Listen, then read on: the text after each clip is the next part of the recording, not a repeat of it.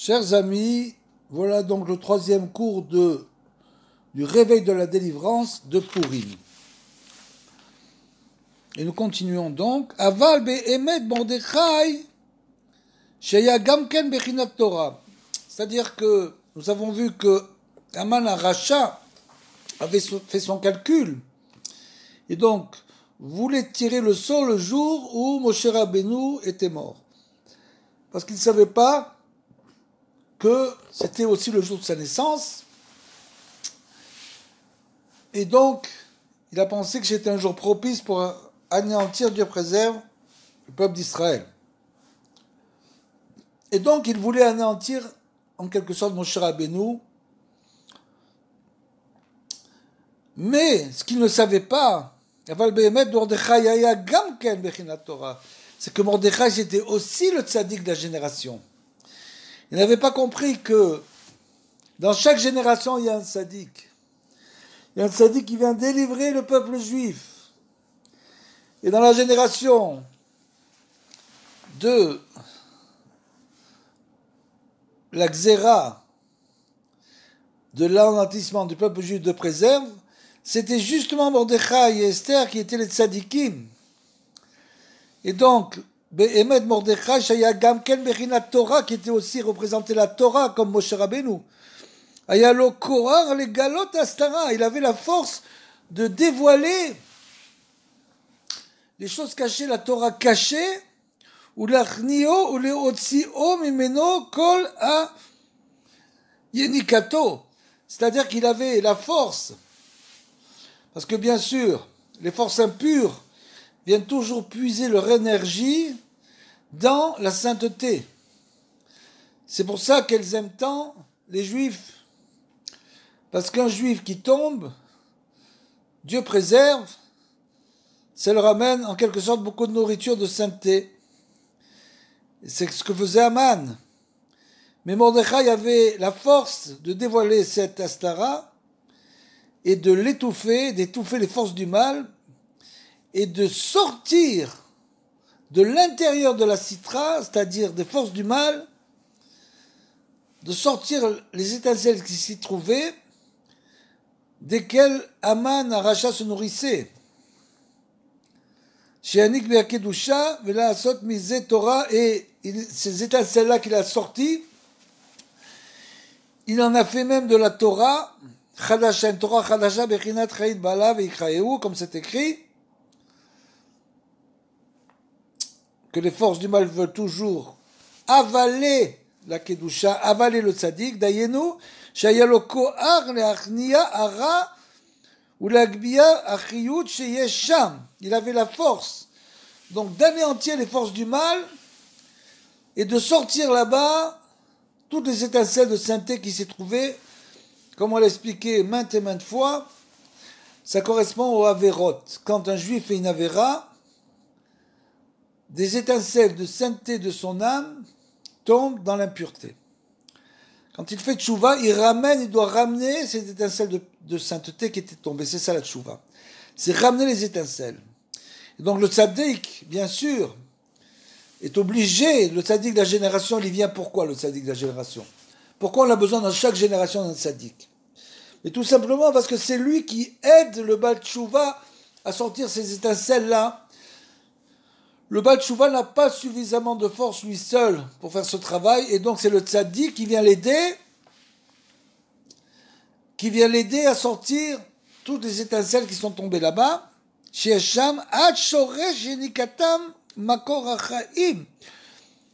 ce qu'il atteigne la racine de ces étincelles qui étaient tombées totalement dans le mal, qui correspondent à la vie, ve'az yashuv ve'itaper achayut shaya etzlo, et après, bien sûr, pour le Baal Tchouva, il retrouve la vie. Comme le dit Rabbeinu, un homme commence à vivre uniquement à partir du moment où il a fait Tchouva. C'est-à-dire, commence à vivre, c'est-à-dire qu'il va vivre avec les étincelles de sainteté, c'est ça que veut dire Rabbeinu. C'est dès le moment où il s'approche de la sainteté qu'il commence à vivre. Parce que c'est ça la vraie vie du juif, c'est de vivre dans la sainteté. S'il ne vit pas dans la sainteté, Dieu préserve, alors il ne vit pas. Comme écrit les Rechaim, Nikraim Metim, ils sont appelés des morts. Les méchants sont appelés des morts. Les gens qui ne font pas les Torah, les mitzvot, ils sont dans ce monde, mais ils ne vivent pas vraiment. Bien sûr, il y a beaucoup de choses à dire là-dessus. Ce n'est pas une certitude absolue. Il y a beaucoup de nuances. Pour en parler un jour. Shayetzlo Begalout, et donc il ramène de l'exil toutes ces saintetés, Veyanaase Mise Torah, Chadasha, et donc bien sûr, Mordechai qui a sorti toutes ces étincelles saintetés, en a fait une nouvelle Torah. C'est donc bien sûr le travail de Rabbeinu de sortir dans notre génération toutes ces étincelles de sainteté pour en faire une nouvelle Torah qu'on appelle le Likutei Moharan, bien sûr, une nouveauté qui n'est jamais apparue dans ce monde. Et donc, ça veut dire que pour faire ce travail, il faut faire tchouva. Et cette chose-là sera faite à chaque génération, comme on l'a dit. Chaque génération a besoin de son tzaddik, parce que malheureusement, chaque génération a ses fautes, a ses manques. Et donc, il faut toujours qu'il y ait un tzaddik qui vienne réparer les manques du peuple. C'est une chose totalement obligatoire. S'il n'y avait pas eu un tzaddik dans chaque génération, il n'y aurait plus de peuple d'Israël depuis très longtemps. Donc, j'ai chaque fois un tzaddik de la génération qui vient réparer, aider à la réparation des fautes. Veze adavar nase bechol dovador etzel kol echad ve'echad m'Israël.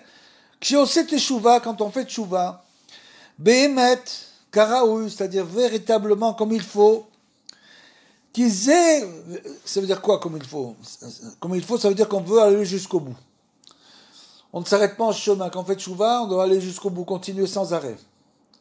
On ne doit pas, comme on dit, se reposer sur ses lauriers. Une fois qu'on fait le Shabbat, la cache-route, etc., on dit ça y est, maintenant on n'a plus qu'une chose à faire, c'est jouer aux cartes le Shabbat.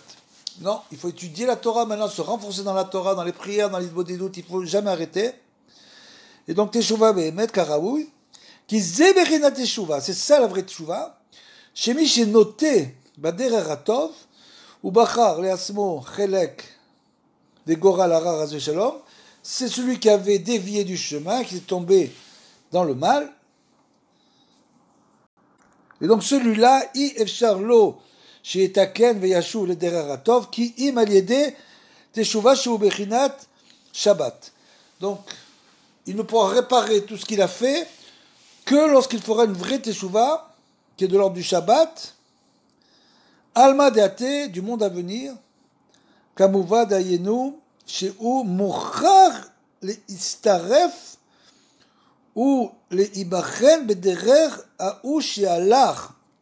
Et donc, il sera obligé de passer un examen. Il devra passer un examen. C'est-à-dire qu'on le remettra, comme on a expliqué plusieurs fois, il faut comprendre, quand l'homme fait teshuvah au début, bien sûr que Kadosh Baruch Hu ne lui fait pas cet examen tout de suite. S'il lui faisait l'examen immédiatement, c'est sûr que le juif retomberait immédiatement dans la faute, et ça ne serait fini pour lui, encore une fois, jusqu'à ce qu'il se décourage et il arrête tout. Donc Hachem, qui est miséricordieux, ne lui donne aucun examen au début, il le laisse se renforcer. Le moment où il est assez fort, à ce moment-là, l'examen arrive. Ce qu'on appelle les épreuves. Donc, la personne se demande, mais pourquoi ça m'arrive maintenant? Je ne comprends pas. Maintenant, avant, quand j'avais fait teshuvah et que j'étais encore en mauvaise posture, j'ai pu avancer tranquillement. Et maintenant que je me suis renforcé, maintenant j'ai des épreuves. C'est justement parce que Hachem n'a pas voulu envoyer les épreuves au début. Et donc après, une fois que le juif s'est renforcé, il le ibachel, c'est-à-dire qu'il le fait passer un examen. Bederera ou she'alarbo. Il le remet dans la situation où il avait fauté. Donc c'est pas une chose du tout évidente. Ça veut dire que après tout ce chemin, le Bat Shuvah va repartir en arrière. Il va être rejeté en arrière. Il va se retrouver malgré lui dans une situation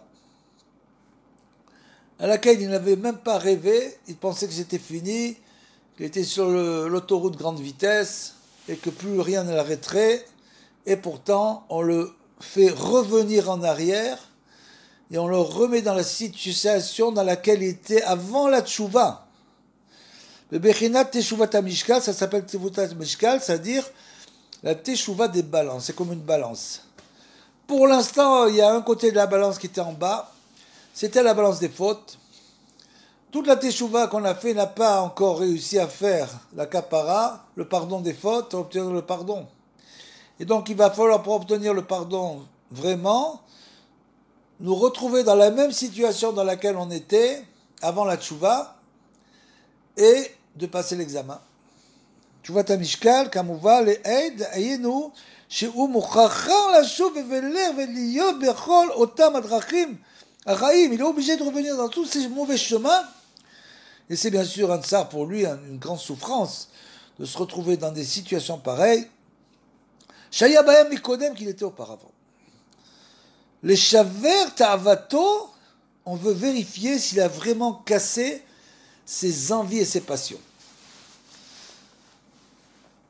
Alors qu'est-ce qui se passe? Il se passe qu'il se peut très bien, comme le rabbin nous l'écrit, que même si c'est après des années, il se peut très bien que l'homme ne soit pas encore assez fort, donc il se peut très bien que l'homme, d'une certaine manière, tombe, se relève, retombe, se relève, retombe, se relève, jusqu'à ce qu'il arrive à vraiment ne plus tomber. Mais les shaver ta'avato, ve'ita me'em, ve'issou me'em, c'est-à-dire qu'il va complètement s'écarter du mal. Il a pris la décision de s'écarter totalement du mal, vraiment intérieur.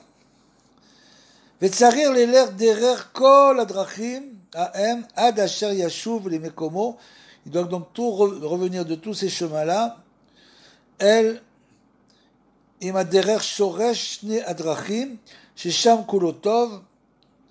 Il doit revenir dans le chemin qui est entièrement bon. Ou misham ve'ela mitbaslim ou mitfradim shne adrachim. Et là, on arrive. Il était arrivé à un carrefour maintenant. On l'a remis dans la même situation. Il est arrivé à un carrefour. À ce carrefour-là, maintenant, il y a deux voies devant lui, le bien et le mal. Et là, maintenant, il prend la voie du bien et il ne revient plus jamais dans le mal. Donc cet homme-là vraiment fait tchouva. Shesham atov misham ve'oler misklafin mitatrim dishne adrachim. Kemo she pirshu chazal, comme les sages nous ont dit, chez sarir la soum libo les messilat, les derer chez alarba, mikodem, la chouve, l'arzor, les derer ota, la shem idbarar. C'est-à-dire que il faut bien comprendre que l'homme doit réfléchir et comprendre qu'on va le remettre dans le même chemin et qu'il doit de là revenir donc vers Hachem par le même chemin. Il est obligé de revenir à Hachem par le même chemin par lequel il a fauté. Donc il va briser ses passions et finalement reprendre ce même chemin-là pour prouver qu'il a vraiment fait tchouva. Le bechinat teshuva kenal ve'al ken tzarich le'atziv lo tziyunim ou simanim lebal irshol ve'teda behem raz shalom. C'est-à-dire qu'on va lui donner des signes, on va l'aider bien sûr du ciel pour ne pas qu'il tombe. Mais achar shegvar ta'a ba'em, parce qu'il s'est déjà trompé auparavant bien sûr. Ki em drachim to'im ou nevuchim meod, parce que faut bien comprendre que le mal, le monde du Asiya, le monde de l'action, le quatrième des mondes, qui est le monde dans lequel on vit, il est écrit dans le Zohar que c'est bien sûr un monde où l'essentiel de ce monde est composé de mal. Il y a miutov, un peu de bien. C'est-à-dire qu'il faut chercher le bien. On est venu ici pour chercher le bien. Maintenant, il faut savoir qu'il y a beaucoup de mal. Donc il faut savoir s'écarter, arriver à s'écarter. Le mal est très fort, très puissant. Et il peut très bien détourner une personne facilement. Donc il faut avoir ce qu'on appelle la zéhirout, il faut avoir la prudence dans chaque acte qu'on fait. Il faut toujours réfléchir avant, est-ce que cet acte-là, est-ce que cette chose que je vais faire va m'amener un bien spirituel ou non? Toujours réfléchir avant, ne jamais répondre sans réfléchir. Et donc c'est pas évident, drachim toim, ce sont des chemins qui perturbent l'homme,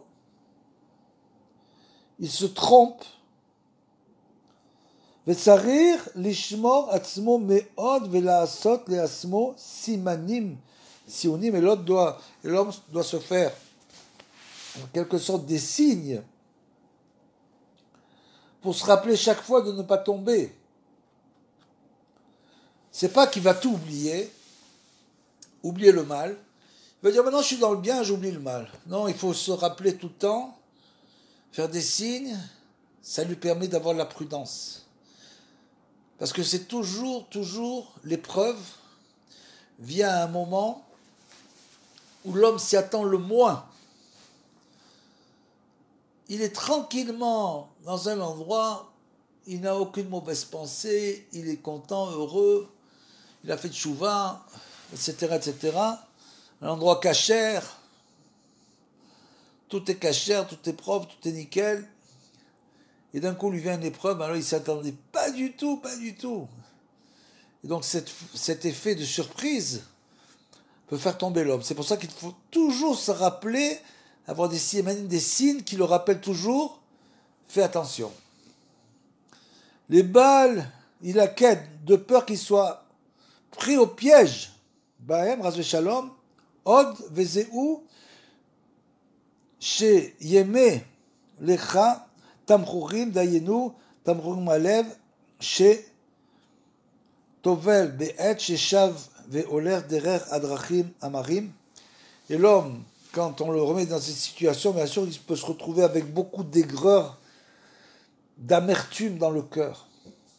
Il est très amer parce qu'il n'avait pas du tout envie de se retrouver dans une situation pareille. Il est donc très amer. S'il est amer, s'il a l'amertume, ça veut dire qu'il a fait tchouba. C'est-à-dire qu'il ne supporte plus le mal. Le mal dans lequel il était tombé auparavant, maintenant il ne le supporte plus.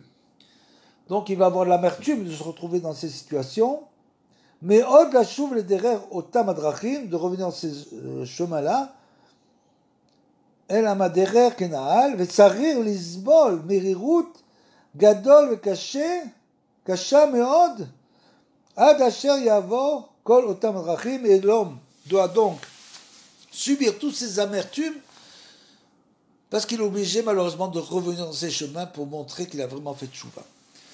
Ce qu'il appelle la teshuvat à Mishkan. Amarim, donc, très amer. La chouve, les darko, les shalom, pour vraiment passer l'épreuve dans le shalom. Im aderer hana'al, aya bechinat bina, alma deate, shea bechinat teshuva kena'al. C'est-à-dire qu'en quelque sorte, cette véritable teshuva, ces chemins qu'il reprend avec amertume, s'il passe l'examen, il se rapproche donc du monde à venir. C'est-à-dire, bien sûr, il annule sa punition dans le monde à venir. C'est-à-dire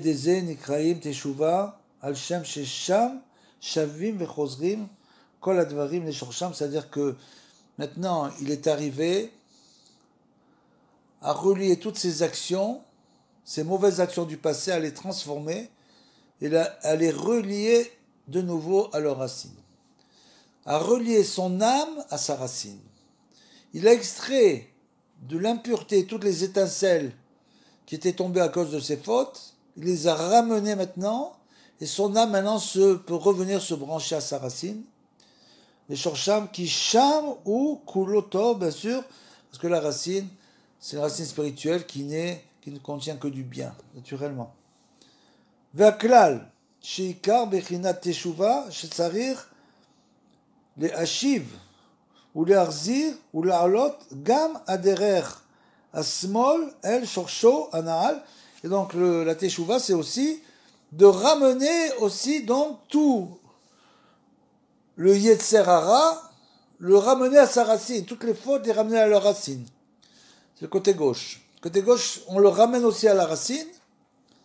וזה נעשה על ידי ששב והולך ועובר באותן הדרכים, et ça on l'a dit, comment on fait ça justement, on se retrouvait dans la même situation, et dans ces situations-là où on ne faute plus, Kenahal, qu'al yedeze ma'ale achiyut misham, et donc de là-bas on a extrait les étincelles de vie, dayenu ditzosot akedusha shenaflu leshom, comme on l'a expliqué, al yede avonotav, c'est donc toutes les étincelles de sainteté qui sont tombées dans les clipotes, dans les écorces, les forces impures, à cause de la faute, ou mashiv otam, les shorsham, et il arrive à les ramener jusqu'à leurs racines, shiu bechinat teshuva, et c'est ça la vraie teshuva. Ça c'est la vraie teshuva. Ve az כששבים כל הדרכים המקולקלים לשורשם, לבחינת תשובה, הנעל, אז שם חוזרים ונעשים מכל העוונות והדרכים ההם תורה חדשה. Celui qui arrive à ce niveau-là de ramener toutes les étincelles de sainteté qui étaient tombées dans l'impureté, dans les écorces, grâce à cette teshuva, comme on l'a dit dans un autre cours, il va créer une ouverture dans le mal. De cette ouverture, il va pouvoir ressortir toutes ces étincelles à lui, de ses fautes, mais en plus, il va pouvoir aussi aider les autres à sortir leurs étincelles. Et donc, à partir de là, c'est bien sûr le travail du tzaddik ador. Chacun on fait ce travail, chaque bat chouva fait ce travail, mais le tzaddik ador, lui, c'est lui qui fait la grande ouverture. C'est-à-dire que lui, il s'est jeté dans le ventre de la clipa, qui a voulu l'avaler. Et qu'est-ce qu'il a fait? Et de là-bas, il l'a forcé à vomir.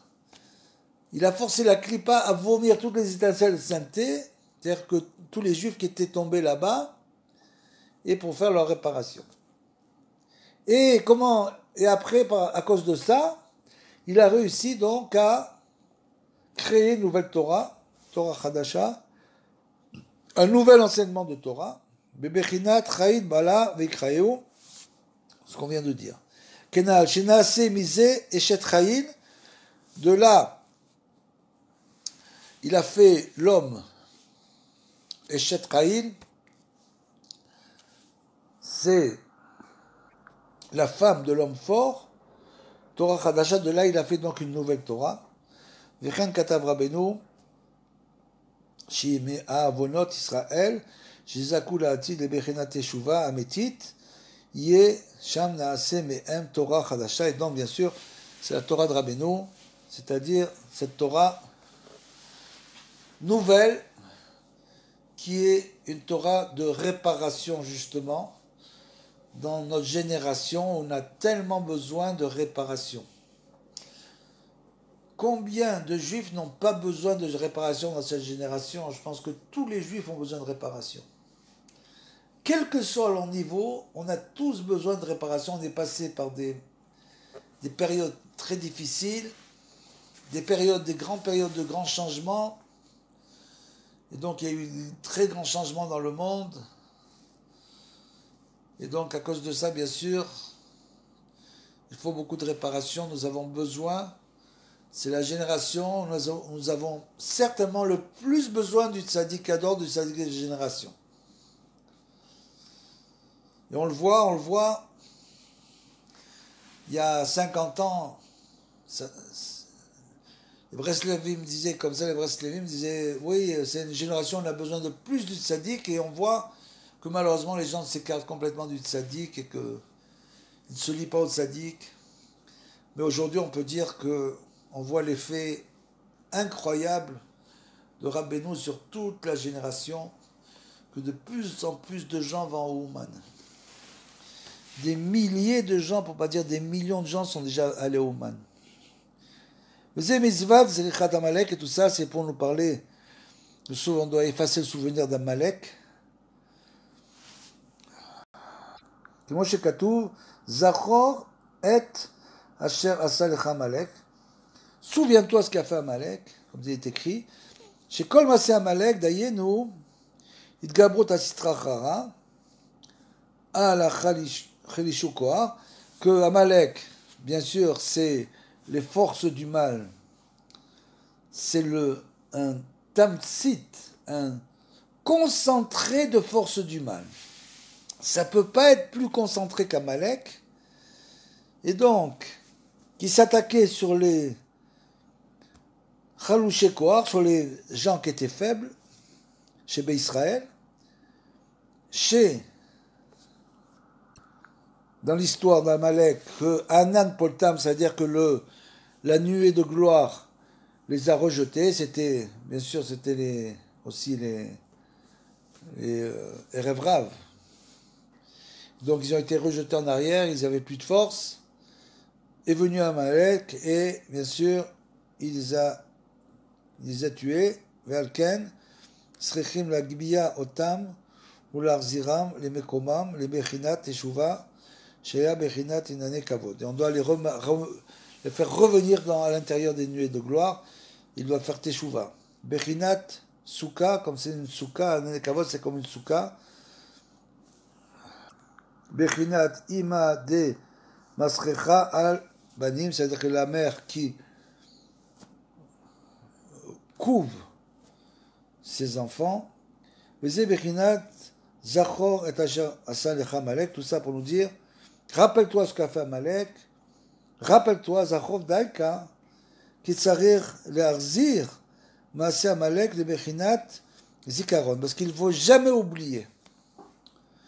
Shei Bechinat Almadiate, il ne faut jamais oublier cela, parce que la mémoire, ça correspond au monde à venir. Ça veut dire que toujours se rappeler du monde à venir, quand on se lève le matin, on se couche le soir, déjà vivre dans ce monde le monde à venir. Essayer de vivre dans ce monde à une autre dimension, puisque le monde à venir est un monde qui est cool au tov, qui n'est que bien, donc toute pensée vers le monde à venir amènera que du tov, que du bien à la personne qui pense à ça. Quand vous pensez à autre chose, il y a toujours du bien mélangé avec le mal. Il est impossible d'avoir aucune pensée dans ce monde sans qu'il y ait du bien mélangé avec le mal.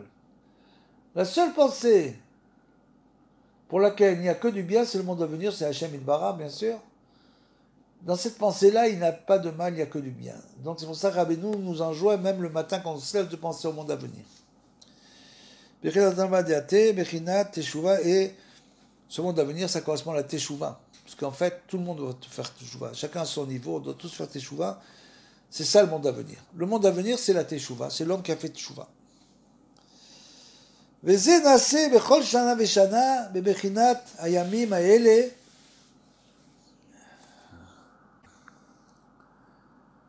נזכרים ונעשים בכל שנה ושנה משפחה ומשפחה, מדינה ובינה, עיר לעיר, c'est tout ce qu'on fait chaque année à Purim, pour chaque peuple, pour chaque ville, etc.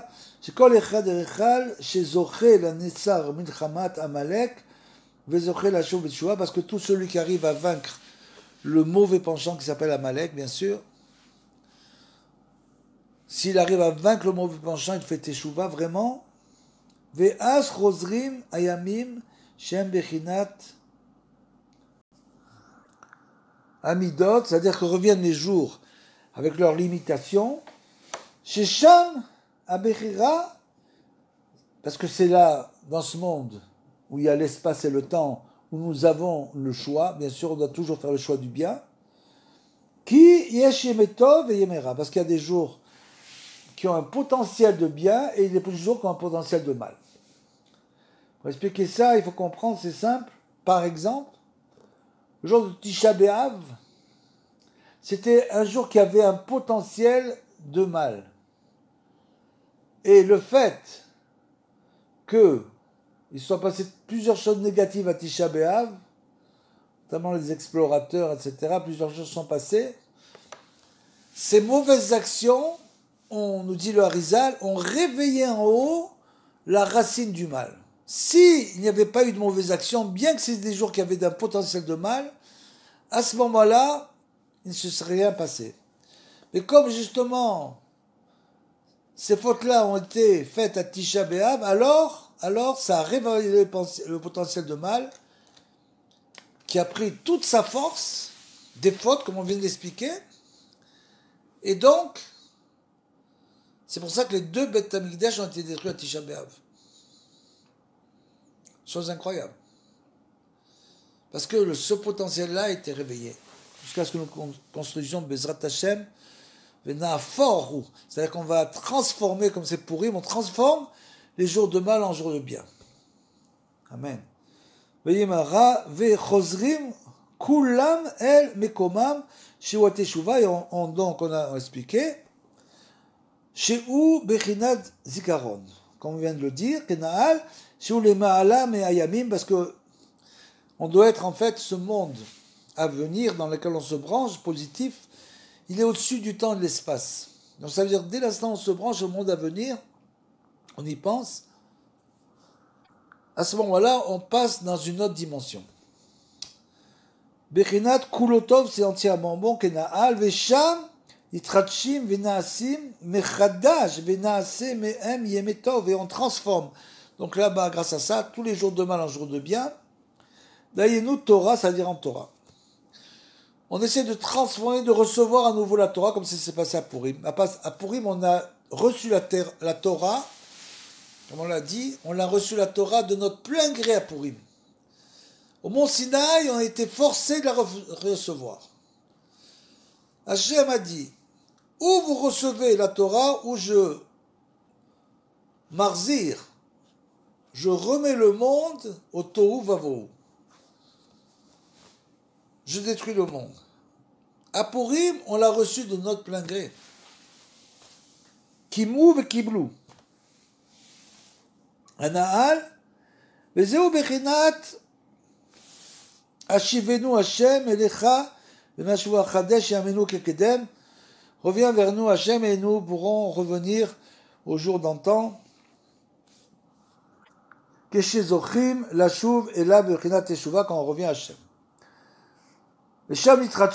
Ayamim, et à ce moment-là, dès l'instant où on revient à cela, on arrive à renouveler les jours d'avant, les jours anciens, où il y avait la gloire d'Israël. Nous avions le Beth Amikdash. Imaginez un peu où est-ce qu'on était. On était en Eretz Israël avec le Beth Amikdash. C'est quelque chose, on a du mal à concevoir. Et avec tous les miracles, tous les Kohanim, des choses absolument incroyables. Donc quand on se fait tchouva, on se branche sur le monde à venir, comme on l'a dit, à ce moment-là, on arrive à ressentir plus cela. C'est pour ça qu'on lit la Megillah chaque année. Ki bechol shana u shana nase anes shel mapel et aman, parce que bien sûr, les fêtes, excusez-moi. Il faut comprendre que les fêtes, c'est pas juste une fête, malheureusement, comme certains peuvent fêter des événements, par exemple. Viens, on va faire la fête. C'est pas du tout ça.